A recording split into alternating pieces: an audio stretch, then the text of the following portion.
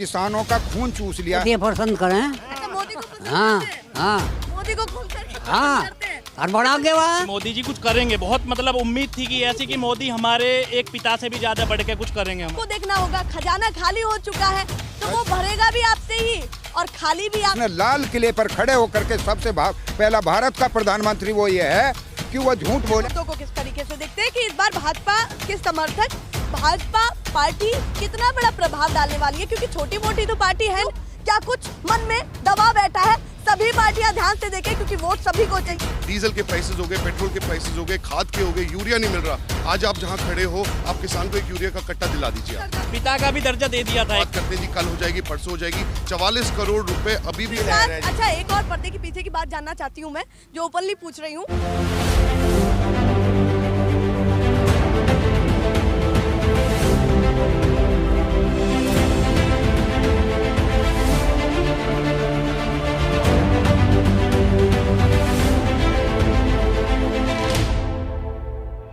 नमस्कार, बहुत स्वागत है आप सभी का। मैं आपके साथ मीरा राजपूत और नेशनल पिलर देखना शुरू कर चुके हैं। यूपी इलेक्शन 2022 पीक पर है, 2 महीने बाकी हैं। सभी पार्टियां जोर लगा रही हैं कि पश्चिमी यूपी हो या यूपी का कोई सा भी क्षेत्र हो, वो कैसे हमारे कब्जे में आए। सभी लोग, किसान हमारे साथ जुड़ चुके हैं।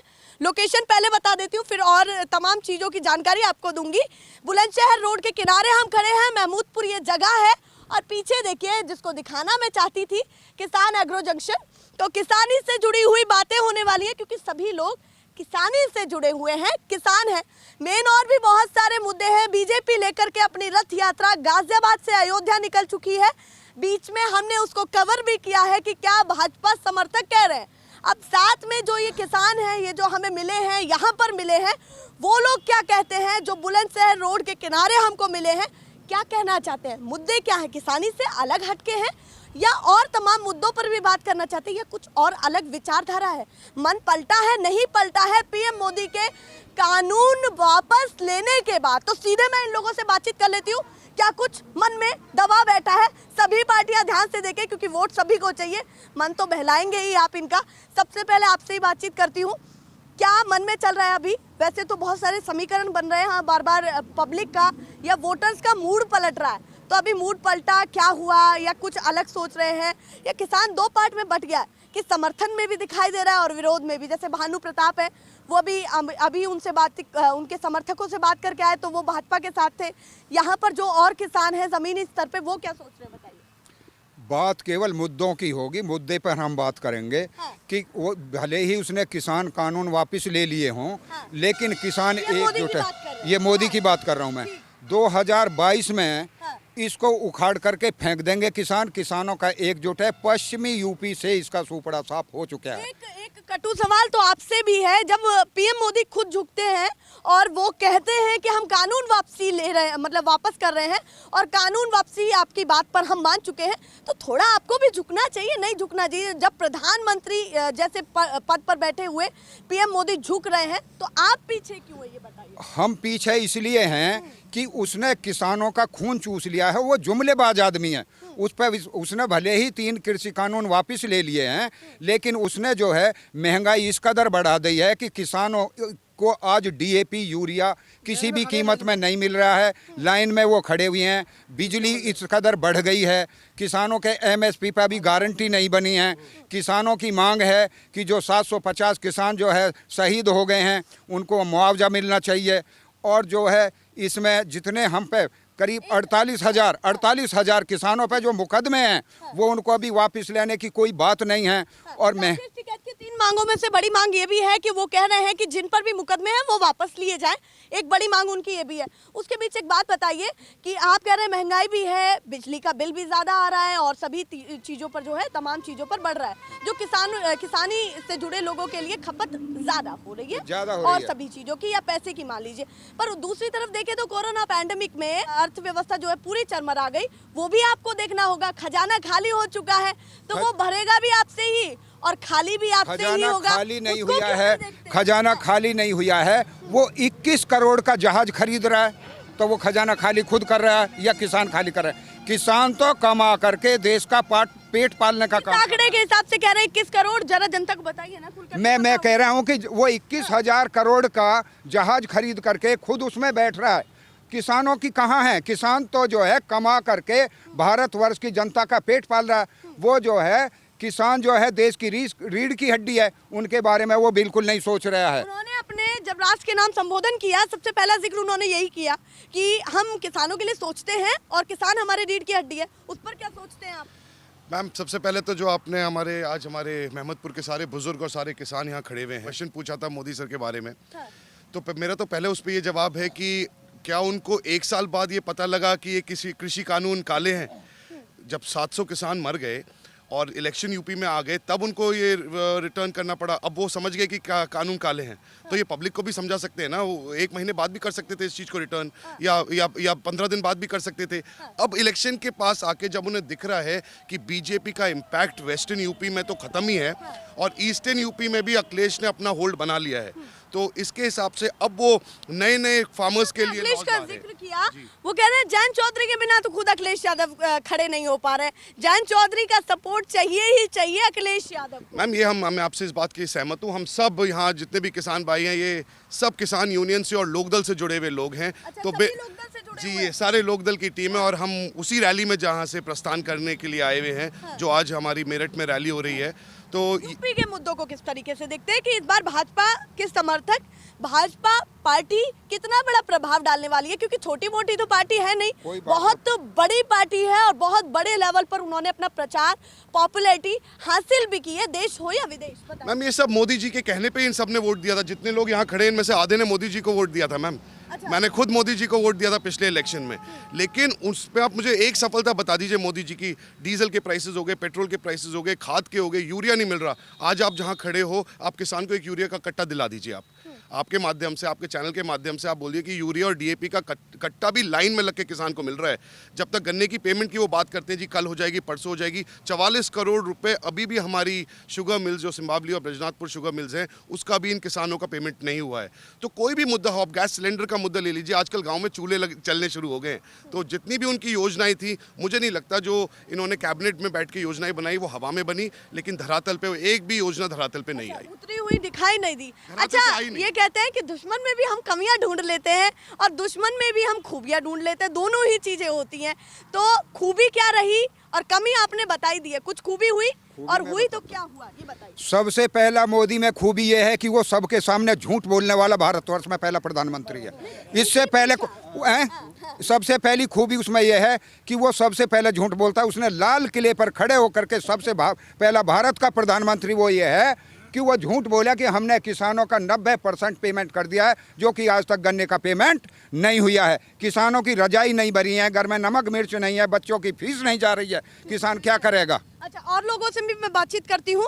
एक और मुद्दा उठता है जो सशक्त हो बात करने में, मैं उनसे बात तो ज़रूर ही करूँगी। आपसे बात करती हूँ। 2 मुद्दे उठ रहे हैं कि एक तो सुरक्षा भी मिली है, दूसरी तरफ ये भी मुद्दा उठ रहा है कि कहीं ना कहीं सभी के लिए काम किया है, राष्ट्र के हित में काम किया है। तो वो हमें देखना पड़ेगा कि जो बॉर्डर पर काम किया है, सुरक्षा को लेकर के हो या देश की जनता की सुरक्षा को लेकर के अंदर हालात हों। तो केंद्र में भी अच्छा संभाला, राज्य में भी अच्छा संभाला, दोनों को किस तरीके से? मैडम, सुरक्षा के लिए तो अगर आप लोग सही न्यूज़ दिखाएं चैनल्स पे, तो सुरक्षा का तो आपको भी पता चल जाएगा क्या चल रहा है यूपी में सुरक्षा। तो मेरे हिसाब से सुरक्षा के लिहाज से यूपी बिल्कुल ही पिछड़ा हुआ है। और रहा कानून में वापसी, जब कोई कारखाने से व्यापारी अपना माल निकालता है तो उस पर MRP आती है लिखी हुई। तो अगर किसान अपनी फसल को लेके जा रहा है तो उस पर MSP कानून बनाने में दिक्कत क्या है? गवर्नमेंट को दिक्कत क्या है? जब व्यापारी का MRP लिखा आता है तो किसान का भी MSP होना चाहिए। ये आप सुनते नहीं है क्या कि हम भी सुनते बहुत सुना MSP थी है और रहेगी। मैं बात कंप्लीट कर लेती हूँ अपनी कि वो कहते हैं कि MSP थी है और रहेगी, वो कितनी है और रहेगी वो बताइए, क्योंकि उन्होंने भी कहा है। MSP तो अभी कुछ है ही नहीं। MSP पे गारंटी कानून मांग रहे हैं हम। अगर होता तो हम अपने घर चले जाते, वापसी कर लेते। अगर हमारे कानून बन जाए MSP पे, 3 काले कानून उन्होंने वापस ले लिए। किसान तो पिछड़ा हुआ था 1 साल और इन्होंने पिछाड़ दिया। बीजेपी के पास 4 मुद्दे हैं: पाकिस्तान, राम मंदिर, मुसलमान अगर इन मुद्दों को छोड़ दो और आप डिबेट करने बैठा दो, इनके पास एक मुद्दा नहीं है डिबेट करने के लिए। ये आपने बताया कि वो इनसे अलग नहीं जा पा रहे हैं। है ही नहीं उनके पास एक कुछ और बोलने चीज़ के लिए, है, उनके नेताओं के पास कुछ नहीं है। हम कभी भी किसी भी पार्टी पर विश्वास करते हैं तो कुछ अंदर मन में सोचते हैं कि ये होता तो हम इस नाम पर वोट देते। तो 3-4 मुद्दे ऐसे जो आप चाहते हैं कि जो भी भाजपा पार्टी से जुड़े हुए हैं, जो चाहते हैं भविष्य में आना, उनको क्या क्या कहना चाहते हैं कि हमारे लिए ये होना चाहिए, उसके बाद कहीं ना कहीं हम सोच सकते हैं कि मैडम हम सबसे समर्थन पहले आपको दें। युवाओं के लिए रोजगार, हाँ। जो कि मोदी सरकार ने झूठ बोला, सिर्फ युवाओं के लिए कोई रोजगार नहीं मिला। ये जितने लोग यहाँ खड़े हैं ज़्यादा संख्या में युवा हैं। हाँ। युवा भाई हम लोग यहाँ खड़े हुए हैं। युवाओं पे अगर हम रोजगार की बात करें तो सब पिछड़े हुए हैं। ये सब लोग ज़्यादातर 80% लोग मोदी जी के साथ थे, जो इस बार मोदी जी को छोड़ के दूसरी पार्टी में जा रहे हैं। दूसरी पार्टी इन द सेंस किसान यूनियन और लोक दल मिलके अखिलेश जी के साथ गठबंधन हुआ है, इसे मान लीजिए आप। मतलब मोदी जी के अगेंस्ट हमें वोट करनी है। नए परिवर्तन जी, को जी, लेकर जी। के बात करें जी, वर्तमान जी, की स्थिति को लेकर के, तो उनके साथ आप दिखाई देते हैं। बिल्कुल, इस बार ये ज्यादा परिवर्तन की विश्वास, लहर है जी। अच्छा एक और पर्दे के पीछे की बात जानना चाहती हूँ मैं, जो ओपनली पूछ रही हूँ। ज्यादा विश्वास आरएलडी पर है या ज्यादा विश्वास अखिलेश यादव पर है? अखिलेश यादव की नैया पार इसलिए लग रही है कि जयंत चौधरी है साथ में पश्चिमी यूपी में, इसलिए लग रहा है कि ज्यादा सफल होने वाले हैं वो, या कुछ अलग सोच? ऐसा कुछ नहीं है। विश्वास जो है किसानों के ऊपर है, हमें अपने ऊपर है कि हम इस बार जो पार्टी चुन के लाएंगे तो शायद हमारा काम बने, युवाओं को रोजगार मिले और किसानों को एमएसपी पे ये गारंटी कानून बन जाएगा तो हमारी फसल भी अच्छे रेटों पे जाए मार्केट में। कहीं ना कहीं जयंत चौधरी को सत्ता में भागीदारी चाहिए ही। बिल्कुल चाहिए जी, बिल्कुल चाहिए। अच्छा, तो ऐसा तो नहीं लास्ट टाइम में कुछ और हो जाए, अखिलेश यादव के साथ ना जाकर के किसी और के साथ जाए जिन पर बहुमत ज्यादा हो? ऐसा कुछ भी नहीं। कुछ समीकरण बन ऐसा सकता कुछ नहीं। अगर जयंत चौधरी जी भी बीजेपी के साथ जाएंगे तो उनका ये लास्ट चांस होगा। वैसे ऐसा कुछ है नहीं। है। ये कह रहे हैं जयंत चौधरी भी अगर बात बताता हूँ मैं आपको। सुरक्षा की बात आप लेकर के आई। सबसे पहले देश में भ्रष्टाचार बढ़ा है, कम नहीं हुआ, नंबर 1 बात। दूसरी बात ये कि कहीं भी कोई महिला सुरक्षित नहीं है। आज आप देख लीजिए कितने बलात्कार हो रहे हैं, जो बलात्कारियाँ वो निशंद होकर के घूम रहे हैं। और आपने लखीमपुर खीरी का कांड सुना होगा कि एक मंत्री के बेटे ने किसानों के ऊपर गाड़ी चढ़ा दी, वो फ्री घूम रहा है और उसका मंत्री पद से अभी कोई इस्तीफा नहीं हुआ। आइए आप बॉर्डर सुरक्षा की बात। मैं आर्मी से रिटायर्ड सूबेदार टैनपाल सिंह हूँ। मैं दोकलम में रहा हूँ। दोकलम आज भी वहीं है, दोकलम कल भी वहीं था।